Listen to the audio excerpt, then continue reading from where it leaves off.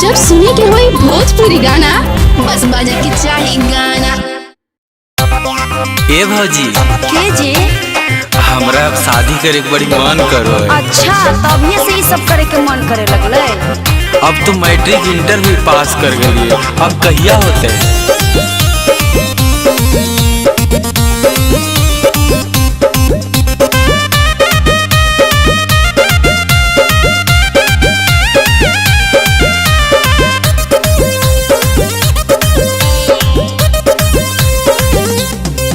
भौजी शादी कराई दे मोर, भौजी शादी कराई दे मोर। काहेला? गोड़ धोई धोई के पी बहुत।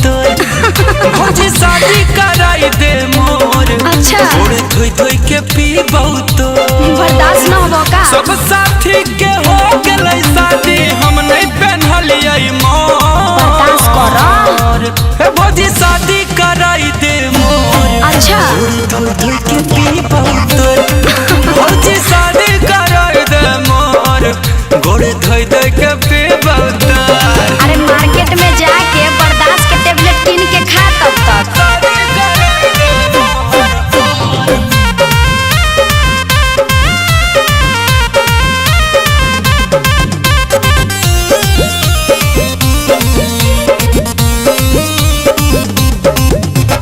मन हमर डोलाई भौजी, जब देखो ही हमके करो शादी।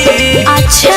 हमरो बड़ी मन करो है, दुल्हा बन के जइबै हम बरियाती। अच्छा तो कहीं लड़की देख के रख लो की? मन हमर डोलाई भौजी, अच्छा। जब देखो ही हमके करो शादी। अरे हमरो बड़ी मन करो है, अरे बाप रे। दुल्हा बन के जइबै हम बरियाती। अरे हो भौजी जतई। सेहरा सजाई दे मोर, भौजी सेहरा सजाई दे मोर। गुड़ धोई धोई के पी बहुतोर। भौजी शादी रचाई दे मोर। गुड़ धोई धोई के पी बहुतोर। अच्छा तो पूरे मन बना ले हो की बियाह करे के? शादी रचाई दे मोर।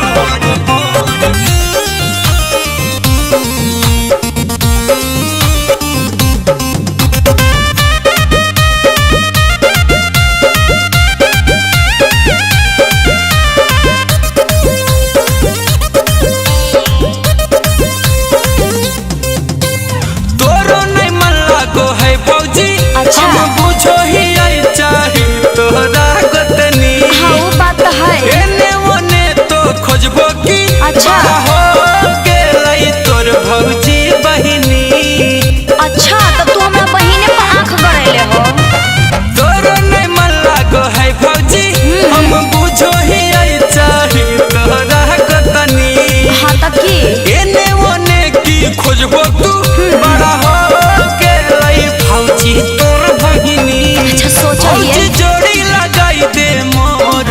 भौजी जोड़ी लगाई दे मोर। अच्छा। गोड़ धोई धोई के पी बहुत। अरे देखो गुंजन ये। के कनिया दिलाई दे गोर। गोड़ धोई धोई के पी बहुत।